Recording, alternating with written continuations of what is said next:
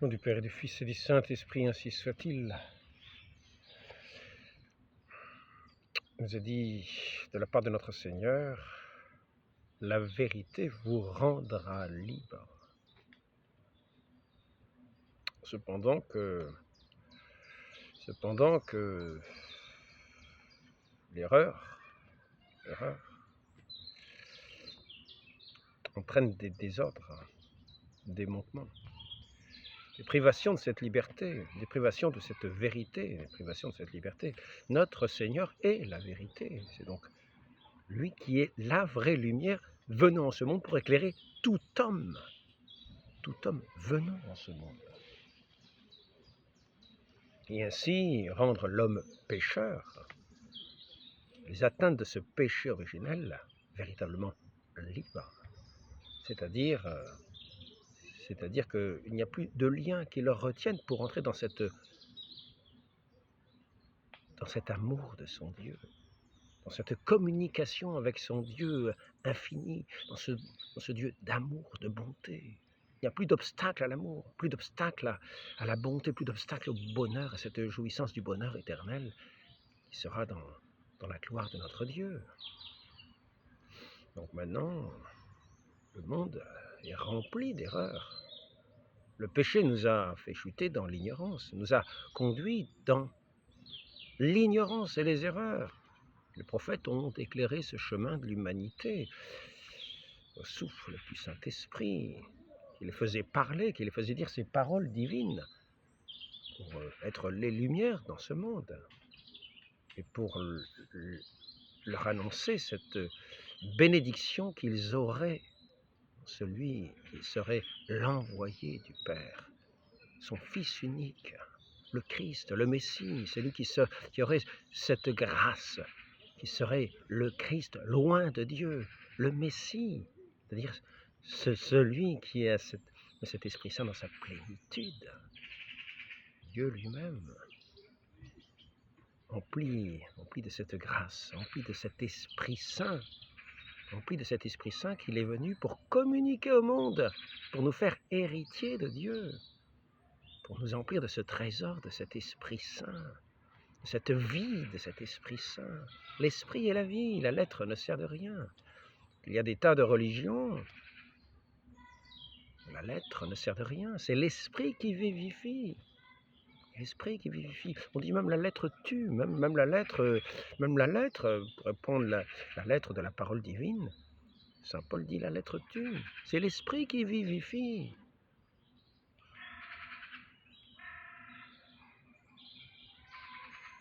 Ainsi donc, Saint Paul est dit bienheureux par notre Seigneur. Il l'appelle Simon Barionas, le fils de la colombe, c'est-à-dire le fils du Saint-Esprit, parce que effectivement, fils du Saint-Esprit, parce qu'effectivement, il a été sensible à cette inspiration de Dieu, le Père, qui lui a révélé son Fils, notre Seigneur Jésus-Christ, et qui lui a fait dire, tu es le Christ, le Fils du Dieu, le vivant, le vivant.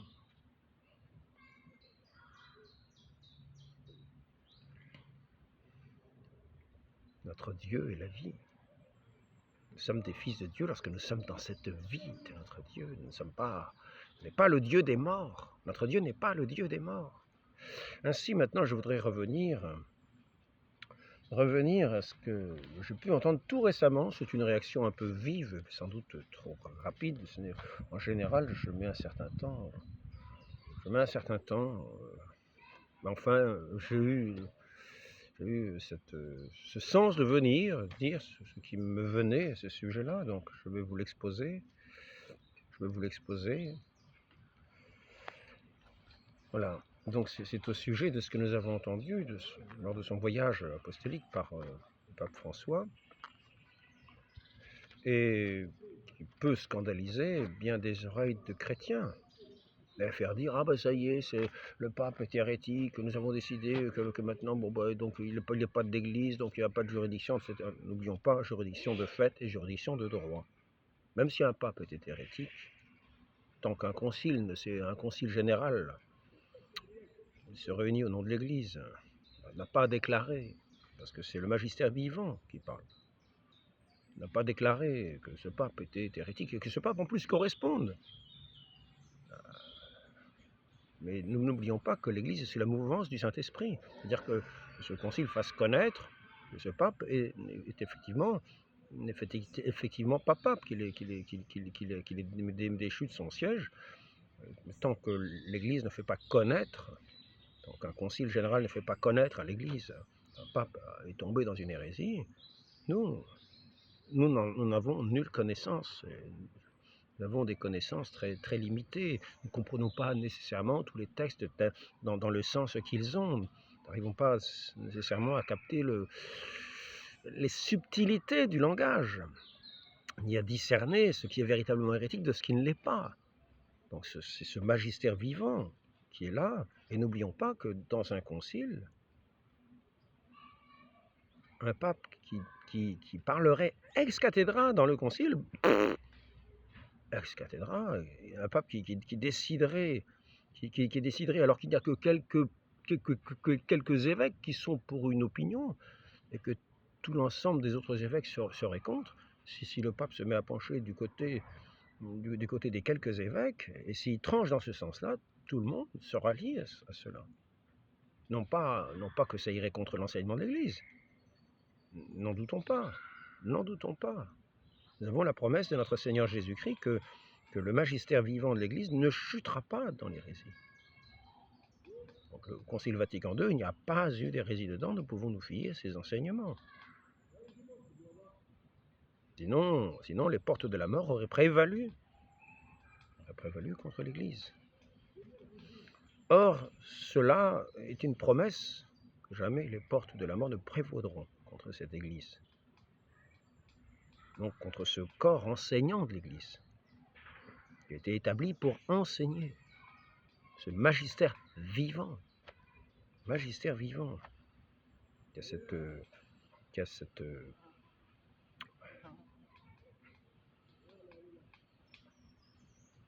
qui reçoit de Dieu lui-même le fait de pouvoir enseigner véritablement les fidèles. Notre Seigneur n'est pas un Dieu qui va tromper par une fausse Église. Nous croyons ce que l'Église enseigne, parce que c'est Dieu lui-même qui le lui a révélé. Donc ne doutons pas du fondement de notre Église établi par notre Seigneur Jésus-Christ. Ceci dit, maintenant je voudrais aborder ce qui a été dit, ce qui a été entendu, ce qui est répété, ce qui peut scandaliser certains. Donc, je voudrais dire qu'il y a quand même bien des différences entre ce qui concerne, qu'il faut faire, entre ce qui est de l'enseignement de l'Église, qui concerne la foi et les mœurs, dire ce qui concerne la bonne conduite et ce qui est mauvais, ce qui est bon dans la conduite, dans nos conduites humaines, ce qui est péché, et ce qui au contraire n'est pas péché mais vertu, ce qui est vrai, juste, ce que nous devons croire, ce qui tient de la foi par laquelle nous avons le salut.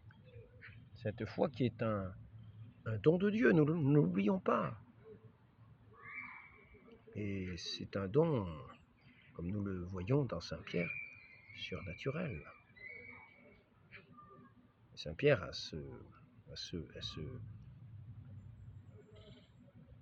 cette vocation propre d'être la pierre sur laquelle est fondée l'Église, d'être ce pasteur, ce vicaire de notre Seigneur Jésus-Christ.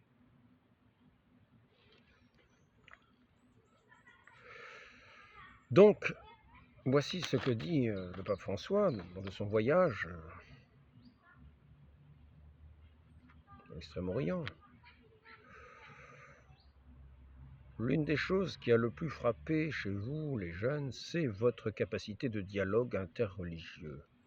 Et c'est très important parce que si vous commencez à vous disputer en disant « ma religion est plus importante que la tienne », tiens à dire que dans des discussions, j'ai pas tellement entendu de choses de ce genre. Ma religion est plus importante que la tienne. On peut dire ce que tu dis est vrai, ce que tu dis est faux. C'est souvent ça que j'ai entendu. Quand on entend sur Internet des dialogues, on entend plutôt ce que tu dis est vrai, ce que tu dis est faux. Mais j'ai rarement entendu dire ma religion est plus importante que la tienne, c'est-à-dire mon Dieu serait plus grand que le tien, etc. Ça, j'ai jamais entendu. Hein. J'ai jamais entendu. Donc il faut faire une distinction entre ce qui est de l'enseignement de l'Église. C'est sûr que s'il y a des gens qui disent ça, ça n'a pas de sens. Donc le pape peut très bien dire une chose comme ça, c'est pas rien. Ceux qui diraient ces choses-là, on peut imaginer ce dialogue, mais on n'a pas, je ne l'ai jamais entendu, mais on peut imaginer ça, ça n'aurait pas de sens, effectivement. On ne peut pas dire que ce soit hérétique de penser ça, mais c'est une chose qui n'a pas de sens. Donc vous commencez à vous disputer en disant ma religion est plus importante que la tienne, la mienne est vraie, la tienne n'est pas vraie. Alors il ne s'agit pas de dire, mais d'ailleurs, qu'une religion est vraie ou pas vraie. On peut très bien voir la religion du diable. Hein, la religion du diable est une vraie religion du diable. Hein, avec l'idolâtrie, etc., etc. Oui, il y en a qui en ce moment font justement des religions du diable. Voyons, il y a des espèces de messes noires, des espèces d'églises dédiées à Satan. Nous voyons ça. Donc il ne s'agit pas de dire ma religion est vraie ou pas vraie. Ce sont des vraies religions, mais qui sont dédiées plus ou moins au diable. Cela peut se faire aussi. Donc faisons attention, parce que toute religion est la religion qu'elle est. Elle ne relie pas, elle ne donne pas. Je préciserai ça ensuite, parce que ce sont des textes du Concile. Pour bien comprendre le texte qui a été dit, sans doute oralement, comme ça, par le pape François, lors de ses rencontres avec des gens qui, pour la plupart, peut-être n'étaient même pas chrétiens. Donc s'intéressait peut-être à d'autres personnes, pour les inviter non pas à persécuter les chrétiens, mais plutôt à être un peu plus tolérant, disons. La mienne est vraie, la tienne n'est pas vraie. Cela même, où cela mène-t-il, à votre avis? Quelqu'un répond à la destruction, et le pape continue, c'est ainsi. Toutes les religions sont un chemin vers Dieu. Elles sont, je fais une comparaison, comme des langues différentes, des idiomes différents pour y parvenir. Mais Dieu est Dieu pour tous, parce que Dieu est Dieu pour tous. Nous sommes tous enfants de Dieu. C'est ici que je vous disais tout à l'heure. C'est ici que c'est un point délicat. On peut dire, en ce sens-là, on peut dire, d'une certaine manière, c'est vrai. D'une certaine manière, c'est vrai. Quand notre Seigneur dit, le soleil, Dieu fait briller son soleil sur les bons et les méchants. C'est-à-dire qu'il donne ses grâces à tous comme un bon père. Dieu agit comme un bon père pour tous. Il donne ses grâces à tous. Il corrige aussi, tous. Il châtie aussi, comme un bon père. Certains n'aiment pas trop entendre cela, mais quand nous écartons de la route, quelquefois nous pouvons avoir des châtiments pour nous ramener, des peines qui nous tombent, on ne sait pas d'où. Ben oui, pour nous corriger, comme un père corrige ses enfants. Il est dit, d'ailleurs, dans l'Écriture, que le père qui ne corrige pas ses enfants ne sera pas un bon père. Donc il y a des manières de corriger. Et notre Seigneur utilise ces manières de corriger aussi ses enfants, pour les ramener, justement, à lui qui est la vie. Alors, il y a plusieurs chemins, chemin de vie, chemin de mort. Il y a deux voies. Le chemin du péché, qui est le chemin de la mort, et le chemin de la vie. Notre Seigneur nous l'enseigne. Il y a la voie large, prise par la multitude, et la voie étroite. Peu nombreux sont ceux qui la prennent, dit notre Seigneur. C'est cette voie qui mène au salut, cependant que la voie large mène à la perdition. Notre Seigneur nous le dit, la voie large mène à la perdition. Donc notre Dieu agit pour nous comme un bon père. De là à ce que nous soyons ses enfants, nous sommes tous enfants de Dieu. Dieu agit comme un bon père. Il nous destine à être ses enfants, tous. Maintenant, on pourrait dire dans l'Écriture sainte, il est question aussi de ceux qui ne connaissaient pas le Christ, qui n'étaient pas baptisés, qui écoutaient cependant la parole des prophètes. Alors écoutons la parole de notre Seigneur Jésus-Christ qui parle encore à ce sujet. Celui qui fait la volonté de mon Père, de mon Père, est un frère, une sœur, une mère. C'est-à-dire qu'ils sont véritablement, ceux qui font la volonté de mon Père, ce sont véritablement les enfants de Dieu. Mais non pas ceux qui vont contre la volonté de mon Père. Ceux qui vont contre la volonté de Dieu ne se montrent pas des enfants de Dieu. Ils se font les enfants de ceux qui détournent de la parole de Dieu, qui séduisent pour emmener sur d'autres voies, c'est-à-dire de Satan. C'est notre Seigneur qui me le dit. Il dit aux pharisiens, aux scribes, aux autorités de l'époque qui n'écoutent pas notre Seigneur. Pourquoi ne m'entendez-vous pas? Je le répète souvent. Pourquoi ne m'entendez-vous pas? Si vous étiez de Dieu, vous entendriez ce que je vous dis. Notre Seigneur parle la vérité. Il arrive dans son humilité, dans sa douceur, dans toutes ses œuvres éclatantes, dans toute cette parole de vérité. Il est lui-même la vérité. Qui le voit le Père. Et on le rejette. Pourquoi ne m'entendez-vous pas? Si vous étiez de Dieu, vous entendriez ce que je dis. C'est ce qu'il dit. Oui, votre Père, vous dites que Dieu est votre Père, mais si votre Père était Dieu, vous entendriez ce que je vous dis, parce que je viens de Dieu. Oui. Donc, ici, voyons qu'il y a plusieurs façons, il peut y avoir plusieurs façons de parler. Quand nous voyons les anciens, le peuple hébreu au désert qui est conduit, eh ben, il suit la volonté de Dieu, il suivait cette nuée qui les guidait. Qui les guidait sur la route, qui s'arrêtait sur cette tente de la rencontre, puis qui repartait. Et puis, nous voyons comment ce peuple a été guidé par Moïse. Ce peuple était dans la volonté de Dieu en suivant ce chemin à travers le désert de Moïse pour les emmener vers cette terre promise. Oui, c'était enfant de Dieu. Par contre, les Égyptiens qui persécutaient ce peuple hébreu, qui persécutaient ce peuple de ces enfants de Dieu d'une certaine manière, parce qu'ils faisaient la volonté de leur Père, faisaient la volonté de Dieu. Mais les Égyptiens qui persécutaient les Hébreux, les Égyptiens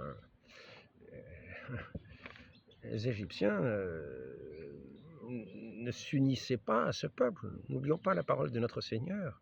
Parce qu'on pourrait dire, oui, ben d'accord, ceux qui persécutent le peuple de Dieu le persécutent par la volonté de Dieu aussi. Ce n'est pas comme ça qu'il faut entendre la chose. Notre Seigneur nous dit, mon Père et moi, nous sommes un, soyez un, comme nous sommes un. C'est la volonté de Dieu que nous soyons un dans son amour, un dans son union, dans l'union au Père céleste, par ce Fils, notre Seigneur Jésus-Christ, qui est ici-bas cette vigne. Le Père est le vigneron. Nous sommes greffés sur cette vigne par le baptême. Et oui, effectivement, tous ceux qui font la volonté de Dieu, qui désirent, au fond du cœur, se joignent et sont guidés par cet Esprit Saint jusqu'à espérons, être greffés véritablement sur cette vigne, être de cette unique Église de notre Dieu, de notre Seigneur. C'est cette unique Église parce qu'il n'y a qu'un seul Dieu, une seule foi, un seul baptême. Et tout ce peuple uni constitue l'Église. Tout ce peuple uni dans cet Esprit Saint constitue ce qui est l'Église, c'est-à-dire cette assemblée. Même si cette assemblée est dispersée par toute la terre, elle est unie à cet Esprit de Dieu, dans cet Esprit de Dieu, dans cette communion des saints, dont le fondement ici-bas, dont le siège, celui qui a l'autorité ici-bas, est le siège de Saint Pierre, lors de sa profession de foi, le Christ, le Fils du Dieu vivant. Simon,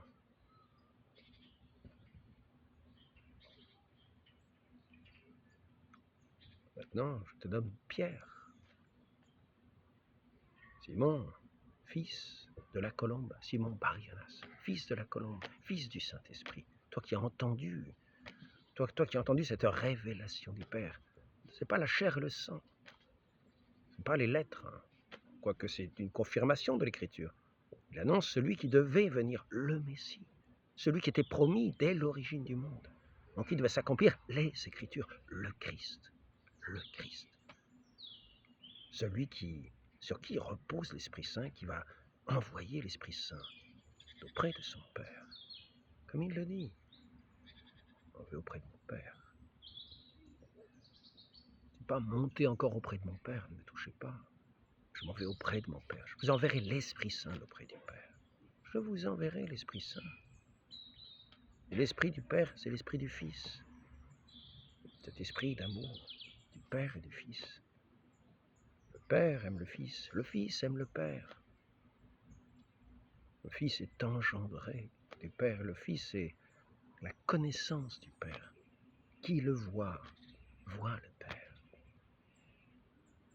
Donc cette vérité, celui qui est la vérité, va nous libérer.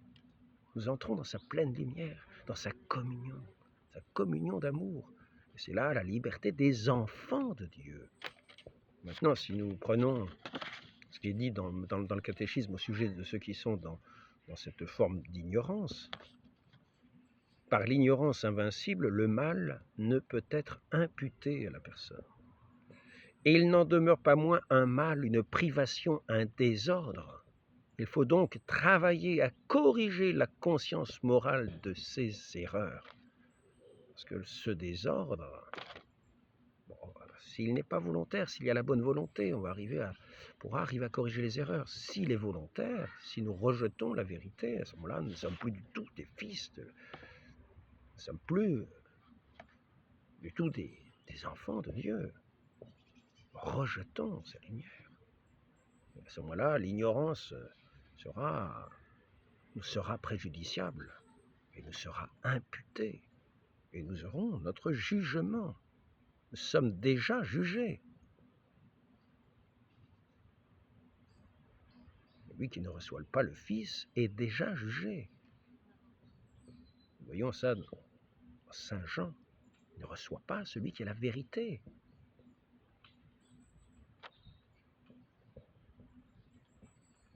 Qui a le Fils à la vie. Et celui qui rejette, celui qui n'a pas le Fils n'a pas la vie. Donc, soyons des enfants de Dieu, en devenant vivants, en adhérant à celui qui est la vie, qui nous donne la vie, qui nous donne l'esprit, à l'écoute de sa parole. Donc, la conscience bonne et pure est éclairée par la foi véritable. C'est ici que nous en arrivons. Il ne s'agit pas de dire vous avez une fausse religion ou une vraie religion. Toutes les religions sont des religions. Toutes les religions sont des religions. Même la religion au diable est une religion. C'est la religion au diable et à Satan. Et oui, elle n'est pas moins vraie. Alors là, il ne s'agit pas de Dieu. Il s'agit véritablement, d'une idolâtrie d'une créature auquel on rend un culte. Culte à Satan. Et il y en a qui rendent ce culte à Satan. Donc, il ne s'agit pas de dire que leur religion est moins vraie. Hein. Non. Ils rendent véritablement un culte à Satan. Et ils se rendent esclaves de Satan. Ils peuvent se taillader, ils peuvent se meurtrir, ils peuvent se mettre en noir, ils peuvent se mettre tout ce qu'ils veulent, faire des crimes, faire les choses les plus abominables. Donc je reviens ici à cette parole du pape François. Toutes les religions sont des chemins vers Dieu. Elles sont, je fais une comparaison comme des langues différentes, des idiomes différents, pour y parvenir. Mais Dieu est Dieu pour tous, parce que Dieu est Dieu. Alors Dieu est Dieu pour tous. Nous sommes tous enfants de Dieu. Nous sommes tous enfants de Dieu dans ce sens que Dieu est un Père, agit en Père pour tous, qu'il attend le retour de tous. Des enfants prodigues, il attend le retour de tous. Il n'ira pas les chercher par le collet, il n'ira pas les chercher avec des menottes. Non. Il attend de nous que nous tournions notre cœur vers lui. Car cette conversion, c'est une conversion à la vie, à l'amour. Dieu est amour. Il nous faut être à son image, à sa ressemblance, c'est-à-dire d'amour. Cet amour n'est jamais forcé. Nous entendons la parole, ceux qui ont des oreilles pour entendre, qu'ils entendent, ceux qui ont des yeux pour voir, qu'ils voient, et qu'ils se convertissent, qu'ils changent de vie, qu'ils reviennent à ce Messie qui a donné sa vie pour eux, sa vie qu'il donne pour eux. Et encore aujourd'hui, c'est ce Père qui donne son Fils pour eux, tous les jours, sur tous les autels de toutes les saintes messes, ce sacrifice est renouvelé. cet identique sacrifice, ce même sacrifice, cet unique sacrifice de la croix, est renouvelé, est réactualisé chaque jour sur tous les autels par les mains des prêtres. Notre Père nous donne sa vie qui est dans son Fils. Et il agit pour tout le monde. Si nous ne n'entrons pas dans les églises pour recevoir ce corps du Christ qui est la vie, c'est que nous avons des oreilles de sourds pour ne pas entendre, c'est que nous rejetons la vraie lumière en ce sens-là. Nous rendons un culte à quelqu'un d'autre. Donc, Dieu agit en Père, et il veut que nous devenions ses enfants. Pour y parvenir, notre Dieu est Dieu pour tous, puisque Dieu est Dieu. Alors, Dieu est Dieu pour tous. Nous sommes tous enfants de Dieu, mais Dieu est...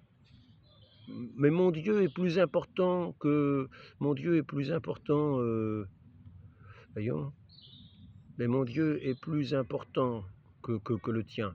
En gros, c'est ça. Que le vôtre. Est-ce vrai? Il n'y a qu'un seul Dieu. Voilà, c'est la question de ce dialogue. Mais mon Dieu est plus important que le tien. J'ai rarement entendu un dialogue de ce genre sur Internet. Mais si jamais ça existait, c'est sûr que ça n'aurait aucun sens. Donc voici ce que répond à ce moment-là François pour cette chose que pour ma part, je n'ai jamais entendue. Mon Dieu est plus important que le tien. Alors il répond, il n'y a qu'un seul Dieu.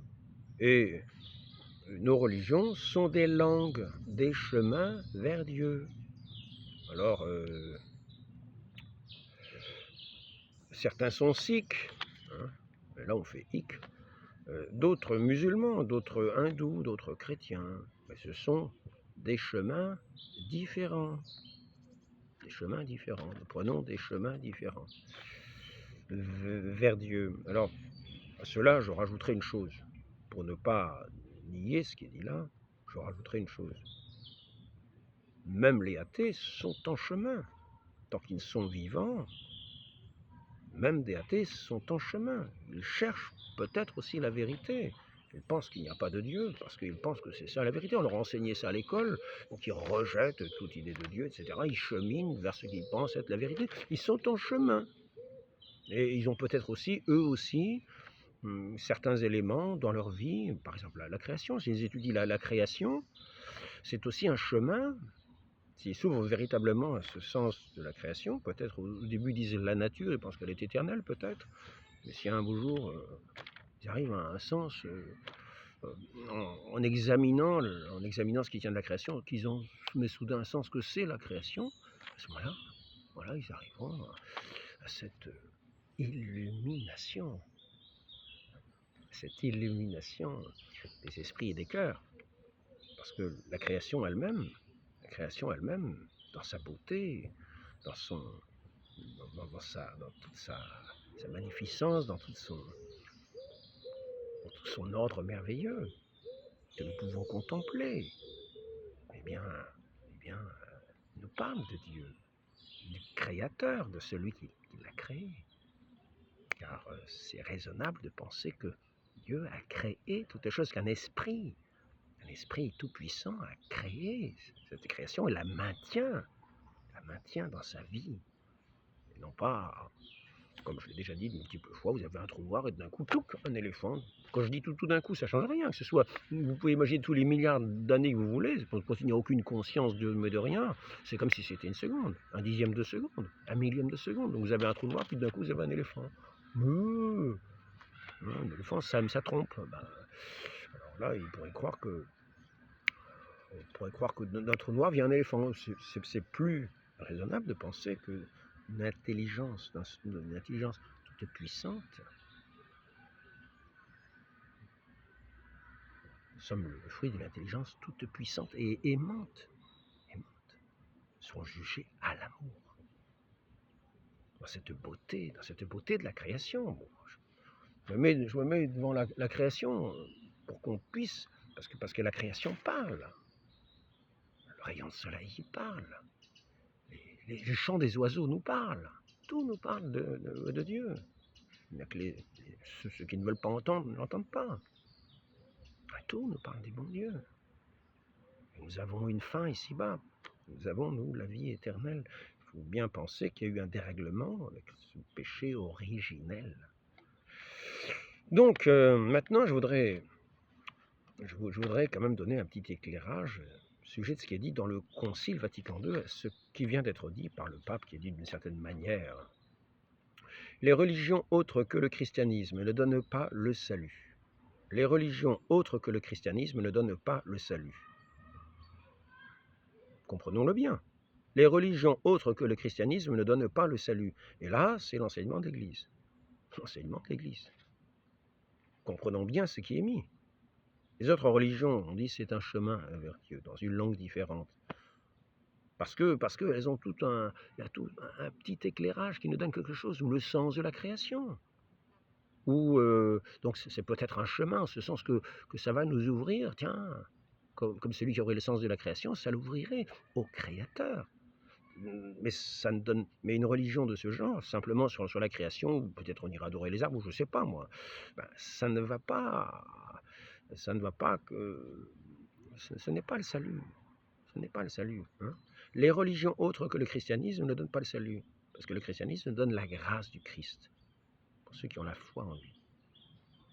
Par en particulier cette onction du baptême. Ce bain de régénérescence du baptême. Le baptême qui est nécessaire. Cette foi au Christ. Et cette régénérescence dans cette eau. Et qui nous fait des créatures nouvelles. À régénérer dans cet Esprit Saint qui est un don de Dieu.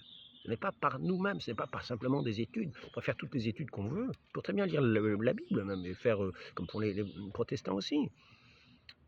C'est cette foi que nous enseigne notre Seigneur. C'est cette foi qui est un don de Dieu, une grâce que nous recevons, que nous accueillons, que nous ne monnayons pas, que nous n'avons pas sur notre front. C'est une grâce que nous accueillons et qui va nous mettre à l'œuvre. Dans l'œuvre de Dieu. Donc ici, les religions autres que le christianisme ne donnent pas le salut. Ça, c'est le Concile Vatican II. Il est donné par l'union vivante de charité avec Dieu. L'union vivante de charité avec Dieu par cette grâce de l'Esprit Saint, fondée sur la foi et source d'œuvre. Ça, on cite là le Concile de Trente, session 5, je crois. Mais elle possède en elle des semences mises par le Saint-Esprit qui disposent les âmes des non-chrétiens au salut. Dans certaines religions, on croit au Dieu unique. Donc, alors ça va les disposer peut-être à entendre ce message de notre Seigneur, peut-être les disposer à entendre ce message de notre Seigneur, qui est le Fils unique du Père céleste, qui est le Dieu unique. Il est le Fils du Père. Alors, je dis le Père, bien sûr. N'oublions pas que ce Dieu unique est unique aussi dans sa substance divine. Cette substance divine qui est dans le Père, dans le Fils et dans le Saint-Esprit, qui sont trois personnes distinctes. C'est un mystère. C'est un grand mystère. C'est le plus grand mystère de notre foi. Voici ce Dieu unique, Père, Fils et Saint-Esprit. Le Père qui engendre le Fils de toute éternité. Ce Fils qui est la connaissance du Père.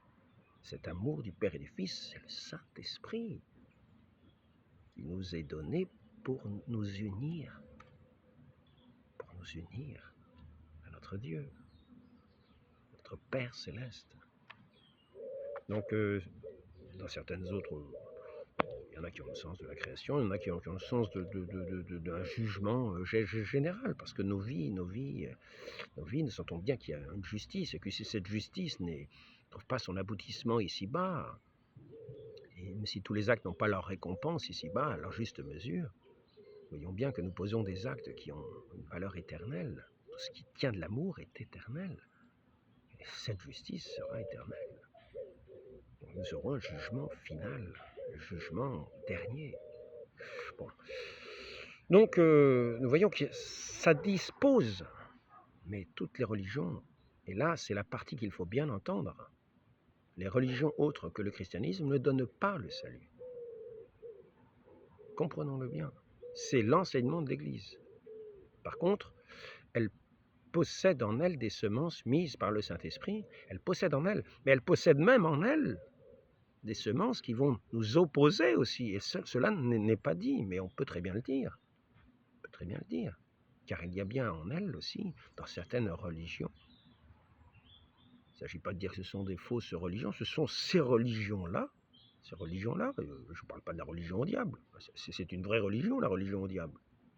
Maintenant, il y en a d'autres aussi. Il y avait les religions païennes, des idolâtres. On adorait les arbres, les collines, les sources d'eau, la déesse Aphrodite, le Zeus, etc.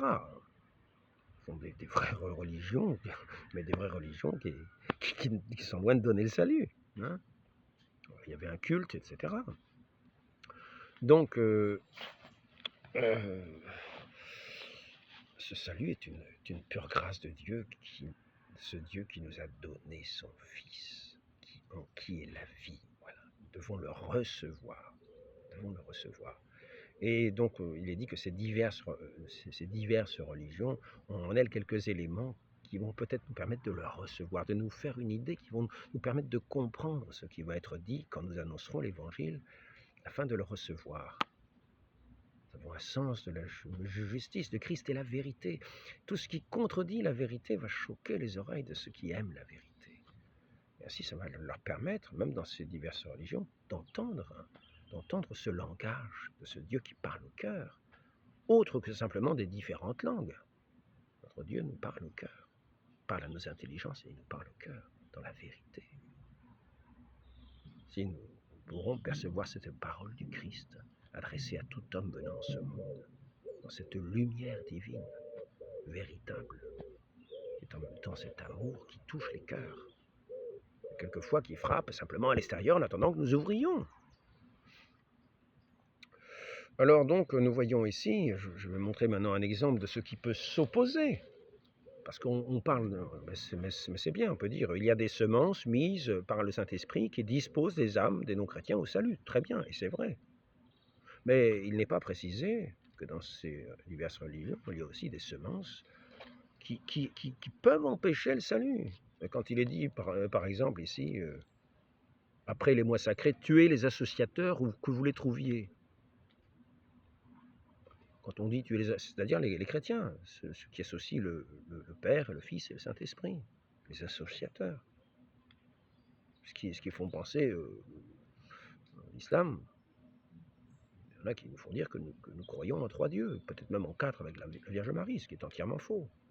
Nous croyons en Dieu unique, en un seul Dieu.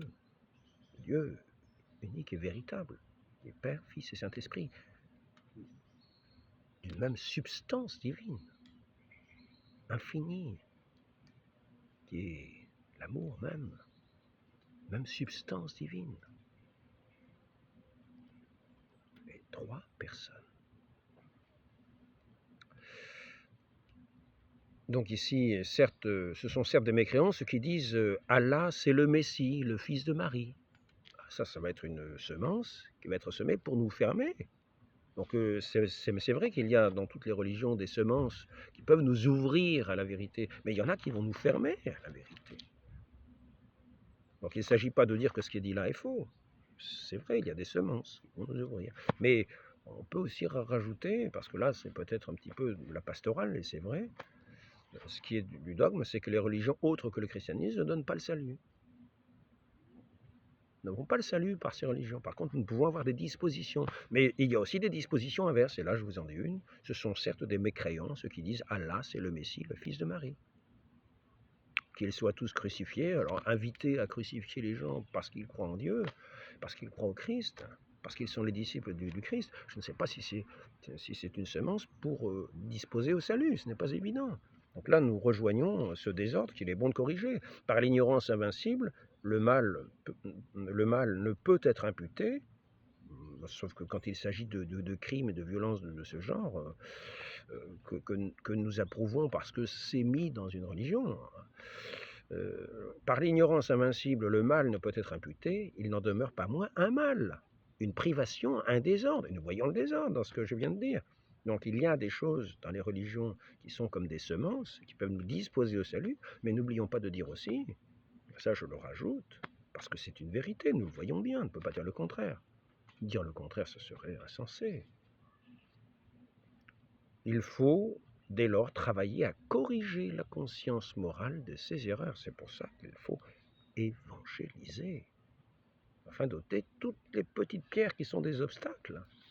Parce que là, nous atteignons le mensonge. De même façon, quand les protestants, eux, calomnient la Sainte Messe, bafouent le Saint-Sacrement en disant que ce n'est pas le Christ, alors que c'est le corps du Christ qui se rend réellement présent dans la Sainte Messe. Nous avons des tas de miracles eucharistiques. C'est véritablement le Christ qui se rend présent. Sa chair, son sang, son âme, sa divinité, contenus dans le Saint-Sacrement, dans cette hostie sainte consacrée dans les mains du prêtre, que nous allons recevoir comme le pain vivant que le Christ, qui est lui-même, nous donne en se donnant à nous. Des protestants qui mépriseraient un tel don, mais serait mensonger, serait un obstacle à recevoir celui qui s'est fait le pain vivant de nos âmes. Donc là encore, il y a des ignorances, il y a des obstacles, parce que la calomnie fait partie du mensonge. La calomnie fait partie du mensonge. La profanation par les paroles qui entraîne des profanations du corps du Christ lui-même. Sacrilège. Mais ce sont des péchés. La personne peut très bien ignorer ou agir en pensant bien agir. Pensant bien agir. Par ignorance invincible, le mal ne peut être imputé. Très bien. Il n'en demeure pas moins un mal.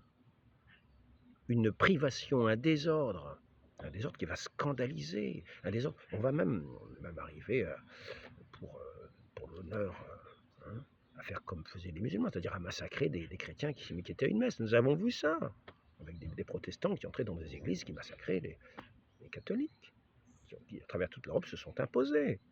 Donc il faut arriver à voir aussi que s'il y a des semences mises par le Saint-Esprit qui disposent des âmes au salut, il y a aussi des obstacles et il faut les enlever.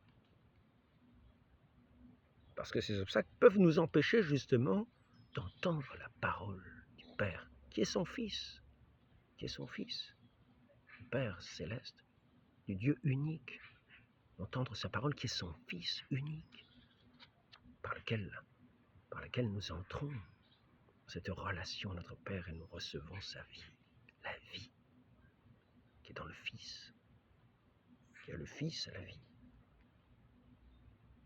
C'est donné pour nous en nourriture, le pain vivant de nos âmes.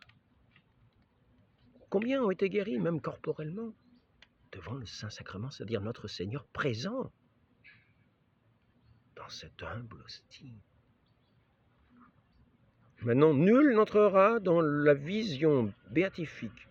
Alors ça, le précédent, c'était Lumen Gentium, numéro 16. Important de le savoir.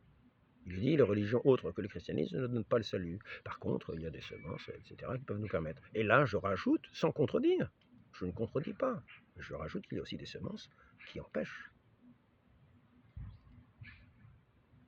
Et ce n'est pas faux. Nul n'entrera dans la... Donc je ne contredis pas l'enseignement de l'Église. Simplement, je rajoute qu'il y a aussi des semences qui empêchent. Nul n'entrera dans la vision béatifique qui empêche et qui emmène des crimes et des violences. Comme quand ici vous voyez qu'ils soient tous crucifiés, que soient coupées leurs mains, leurs jambes opposées, qu'ils soient expulsés du pays. Tous ces gens impies qu'on dit des mécréants, ce sont certes des mécréants ceux qui disent Allah c'est le Messie, le Fils du Dieu vivant, c'est Sourate 5, 72, qu'ils soient tous crucifiés ou que leurs mains soient coupées, etc. Ça c'est Sourate 5, 37. Et l'autre précédent c'était après les mois sacrés tuer les associateurs, où vous les trouvez, ça c'est Sourate 9, 5. Ce sont quand même des obstacles. Notre Seigneur n'est pas venu, il a dit à Saint-Pierre de ranger son glaive lorsqu'il a été arrêté. Il ne nous invite pas à agir de cette façon-là. Ce sont des obstacles. Je suis doux et humble de cœur. On vous tuera en pensant servir Dieu. C'est ce que notre Seigneur dit. N'appelez pas là plus lorsque vous êtes les plus forts. Ce sont des obstacles. C'est-à-dire que tant qu'on est plus faible, on est souriant, hypocrite, et puis quand on est supérieur, quand on s'est installé qu'on est supérieur dans un pays, à ce moment-là, on commence à n'appeler pas la paix lorsque vous êtes les plus forts. Sourate 47, 35. Ou vous qui croyez combattez ceux des mécréants qui sont près de vous, qu'ils trouvent de la dureté en vous. Ce n'est pas la douceur évangélique, donc ce sont des obstacles aussi. Il y a des semences de vérité, mais il y a aussi beaucoup d'erreurs. Beaucoup d'erreurs. Et je répète ce qui est dans ce catéchisme de l'Église catholique, numéro 1793, par l'ignorance invincible, le mal ne peut être imputé. Mais il y a certains mots qui seront imputés. Tous ces mal que l'on fait à ces gens, croyons bien que ce n'est pas par pur amour, en disant oh, je vais vous couper la tête, oh, n'ayez pas peur, je vais vous faire ça bien, vous allez voir. Non, non, non, non. Puis ça va entraîner les haines. Ben oui. Personne ne croira bien agir. Donc l'importance d'annoncer véritablement l'évangile, de corriger les erreurs. Nous sommes tous appelés à être enfants de Dieu. Et Dieu agit comme un père pour tous. Et c'est pour ça qu'il nous envoie au monde entier, parce qu'il agit comme un père pour tous, afin qu'il donne son Fils à tous et que tous le reçoivent. Nul n'entrera dans la vision béatifique sans la plénitude du message du Christ, contenu dans la foi catholique. Ça, c'est le symbole Kwecumkwe. Donc, ça, c'est ce que dit aussi Unitatis Redentacratio. Alors, mais ensuite, on nous parle des protestants, mais les christianismes séparés, bien qu'ils souffrent de déficiences sur tel ou tel point, peuvent certainement produire de la grâce, et on doit reconnaître qu'ils donnent accès à la communion. Donc, ces différents points. Et là, je rajoute, mais il y a aussi d'autres points qui font obstacle. En particulier, les calomnies font obstacle. Le mensonge sur l'Église font obstacle. On a beau dire que c'est de l'ignorance, ce sont des calomnies qui sont lancées et proférées. Ça fait obstacle. Donc il y a des semences qui peuvent sans doute nous aider à sanctifier. Il y a bien le baptême, mais il y a des obstacles. Il y a des obstacles. Voilà, mépriser le pape, celui que le Christ a institué comme étant son vicaire, qui agit en son propre nom. On va dire sur lui autant de calomnies qu'on pourra, de mensonges qu'on pourra. Sur la Vierge Marie, la mère de notre Seigneur, autant de choses odieuses qu'on pourra. Mais croyons-nous que ça va être des objets, des motifs de sanctification? Ce sont des obstacles. Ce sont des obstacles. Ce sont des obstacles à la vérité. Ce sont des obstacles à l'honneur qui doit être rendu à la mère de notre Dieu, qui nous est dite recevoir la bénédiction de toutes les générations. Toutes les générations te diront bienheureuse, vous diront bienheureuse. Je vous salue Marie, pleine de grâce, le Seigneur est avec vous. Vous êtes bénie entre toutes les femmes. Mais qui est-ce qui dit cela? Toutes les générations, c'est-à-dire la génération des vivants, pas des morts. Ce ne sont pas les morts qui louent Dieu. Les enfants de Dieu sont vivants. Ils sont vivants, ils sont régénérés, ils sont nés de cette vie de la grâce, de cette vie en Dieu. Ils sont les enfants de Dieu. Le Père Céleste agit en Père envers tous, pour faire ses bienfaits à tous. Mais tous ne sont pas régénérés, tous ne sont pas enfants de Dieu, tous ne sont pas dans cette liberté des enfants de Dieu, parce qu'ils sont morts spirituels, sous le mensonge, et quelquefois dans ces obstacles qu'ils sont incapables de soulever, pour briser leur chaîne, esclaves du péché, esclaves de la médisance. Donc, faisons quand même attention à ce qui est dit. Écoutons bien ces textes. Ils ne sont pas hérétiques, ce sont des enseignements. Mais sachons aussi rajouter, en disant qu'il y a des semences, qu'il y a aussi ces obstacles qu'ils décrètent eux-mêmes dans leurs enseignements. Dans différentes sectes protestantes, je dis sectes parce qu'ils se séparent volontairement. Parce que par leurs obstacles, ils se séparent de l'unité voulue par Dieu lui-même. mon frère, ma sœur, ma mère, ce sont ceux qui font la volonté de mon Père. Cette volonté, c'est que nous soyons tous un. Ceux qui luttent contre cette volonté, donc il nous faut arriver à cette unité dans la vérité. La vérité vous rendra libre. Voilà. Donc maintenant, toutes les paroles qu'on peut entendre, maintenant je peux venir à l'abbé Pierre, on peut dire que c'est un grand pécheur, mais nous n'en savons rien, il n'y a pas eu de jugement établi, nous ne connaissons pas les péchés, nous sommes tous pécheurs. Moi, je n'ai pas à dire un tel est pécheur, un tel est pécheur. Est-ce que je ne rejoindrai pas une espèce de... Je pourrais pécher par calomnie en disant cela, il faut faire très attention, nous sommes tous pécheurs.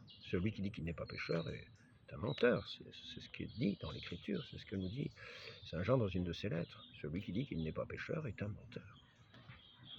Donc il faut nous corriger de cela, et attention, en regardant la poutre du voisin, ou la paille du voisin, dans l'œil du voisin, attention de ne pas avoir une poutre dans le nôtre.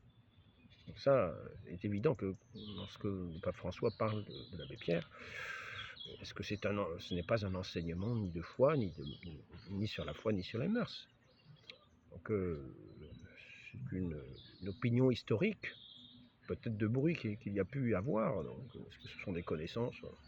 Ça, c'est une autre question. En tout cas, les personnes qui attaquent l'abbé Pierre, apparemment, ne sont pas en meilleurs termes avec l'Église, serait plutôt anticléricale, en particulier une des personnes qui dirige l'ensemble.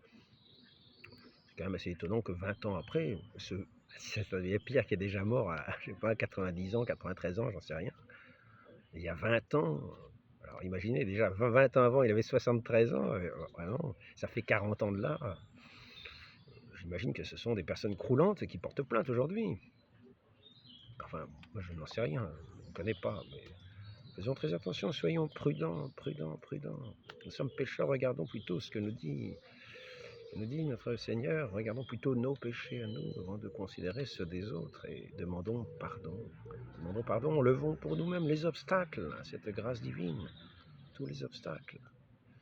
Voilà, c'était un petit entretien que je voulais avoir, donc parmi les commandements qui nous sont faits, je crois bien que je dois avoir l'observation.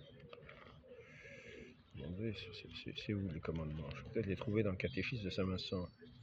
Faux témoignage ne dira ni mentira aucunement. Bon, quand les protestants témoignent faussement contre le Saint-Sacrement, le Saint-Sacrifice de la messe, c'est un faux témoignage. Tu ne mentiras aucunement, c'est le 8e commandement. Donc en agissant contre le 8e commandement, on met un obstacle. On met un obstacle, c'est... Parce que nous sommes des menteurs invétérés, qui ne nous corrigeons pas, qui nous enfonçons toujours dans ce mensonge, en faisant toujours cette calomnie, et ces profanations possibles, et cette sacrilège, mais en tout cas cette calomnie, ce mensonge. On a beau penser que c'est vrai, sachons bien qu'il peut y avoir de la présomption et de l'orgueil à dire cela injustement. Pourquoi tombons-nous si souvent dans cette calomnie? C'est un obstacle, car c'est notre Seigneur lui-même que nous calomnions, qui se rend présent au Saint-Sacrifice de la messe, pour notre salut, pour se faire notre pain vivant et véritable. Lui qui s'est fait chair, nous sommes greffés à lui, nous le recevons. Nous recevons notre Dieu dans sa sainte communion, de la manière dont il veut être reçu des mains des prêtres. C'est notre Père céleste qui nous en fait ce don de son Fils, qui s'est livré sur la croix pour nous, dans ce sacrifice auquel nous nous joignons, nous nous unissons pour être d'autres Christ, unis à cette tête, à la tête de ce corps de l'Église. De tous les enfants dispersés, unis dans cet Esprit Saint, envoyé d'auprès du Père par le Christ lui-même. Il nous faut mourir à nous-mêmes, enlever tous les obstacles, être plongé dans cette eau sainte du baptême, mourir à tout péché, être sanctifié par la grâce du Saint-Esprit de Dieu, pour être unis à ce Père céleste, m'étant greffé à son Fils, qui est la vigne, qui porte du fruit.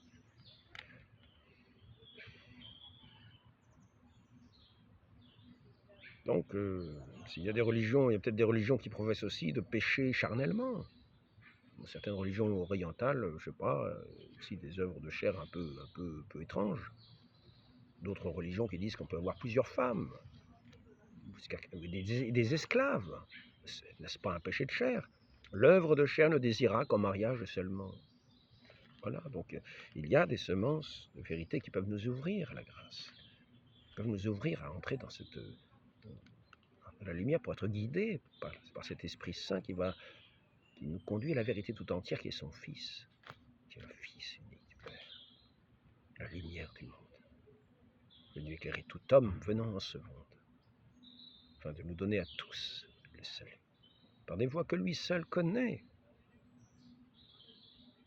par des voies que lui seul connaît, ces voies si diverses qui nous mènent à ce baptême, à cette renaissance, à cette régénérescence, afin que nous soyons purifiés de tout péché, que nous paraissions au jugement dans ces œuvres divines. Cette œuvre principale qui consiste, quelle est l'œuvre de Dieu? C'est de croire en vous, Père, et en celui que vous avez envoyé, votre Fils, notre Seigneur Jésus-Christ. Voilà le salut, la vie éternelle. Nous adorons ce que nous connaissons. C'est par cette connaissance du Fils que nous avons cette vie éternelle. Donc, enlevons tous les obstacles aussi. Il y a des éléments de sanctification dans toute religion. Et Dieu est un bon Père qui veut donner son salut, son Fils à tous. Ô très sainte Vierge Marie, Mère de l'Église, accueillez dans votre sein tous vos enfants, sous votre manteau immaculé. Toutes ces bonnes volontés dispersées qui éclairaient ces rayons, qui entendant cette parole de votre Fils, vous touchés par la grâce de tel rayon qui apparaît dans telle religion, puissent rejoindre, puissent cheminer jusqu'en cette Église sainte pour la constituer, pour en être des membres, au moins de l'âme.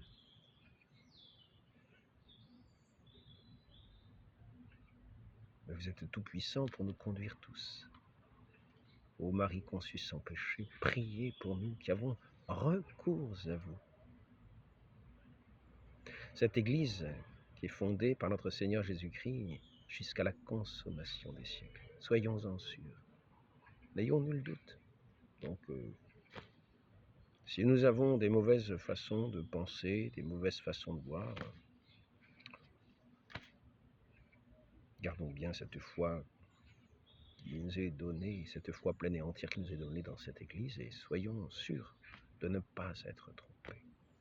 Mais comprenons les choses aussi comme elles sont dites. Sachons que pour ici, par exemple, il y a des choses vraies qui ne peuvent nous disposer en bien. Il y en a d'autres, quelquefois, dont nous ne parlons pas, qui peuvent nous être des obstacles. Très Sainte Vierge Marie, notre Mère, veuillez écarter tous ces obstacles, toutes les bonnes volontés qui viendront à vous, ainsi soit-il. Au nom du Père et du Fils et du Saint-Esprit, ainsi soit-il.